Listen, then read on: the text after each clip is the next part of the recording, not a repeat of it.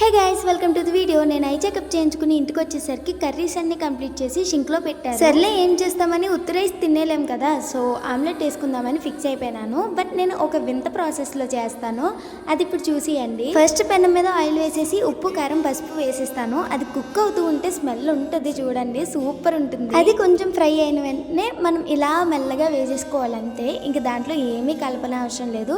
ఇది చాలా హెల్తీ కూడా ఐ థింక్, బట్ ఆయిల్ తగ్గిస్తే చాలా మంచిది. బట్ మనకి బాగా ఫ్రై అయిపోతేనే ఇష్టం, సో నేను ఆయిల్ ఎక్కువ వేసాను. మధ్యలో మా అన్నయ్య వచ్చి చాలా డిస్టర్బెన్స్ చేస్తున్నాడు, బట్ ఇట్స్ ఓకే. అది కుక్ అయినా అవ్వకపోయినా అటు ఇటు తిప్పడం అంటే నాకు చాలా ఇష్టం, సో అన్ని సార్లు తిప్పుతున్నా అనమాట. పర్ఫెక్ట్ గా వచ్చింది, కుమ్మేద్దాం అని చెప్పేసి పక్కన పెట్టాను. ఈ లోపల మా అన్నయ్య వేసేసాడు, ఇంక వాడి వెనకాల నేను పరిగెత్తాను. ఈ సిబ్లింగ్స్ ఉన్నారంటే ఇంతే కదా గైస్, చాలా ఇరిటేట్ చేస్తారు. అసలే ఆకలి మీద ఉన్నానేమో స్టవ్ కూడా ఆపకుండా వెళ్ళిపోయాను. సెకండ్ టైం ఇది మా అమ్మ కోసం ప్రిపేర్ చేస్తున్నాను. మా అమ్మకి చేసినప్పుడు మాత్రం కొంచెం కేర్ తీసుకుంటాను నేను, బికాస్ దాంట్లో ఆయిల్ అవి చాలా ఎక్కువ ఉండకుండా తక్కువ ఉండేలా చూసుకుంటాను. మేమైతే మెడిసిన్స్ వాడతాము, మా అమ్మ అయితే మెడిసిన్స్ వాడదు, సో మా అమ్మ కోసం నేను కొంచెం కేర్ తీసుకుని చేయాలి కదా.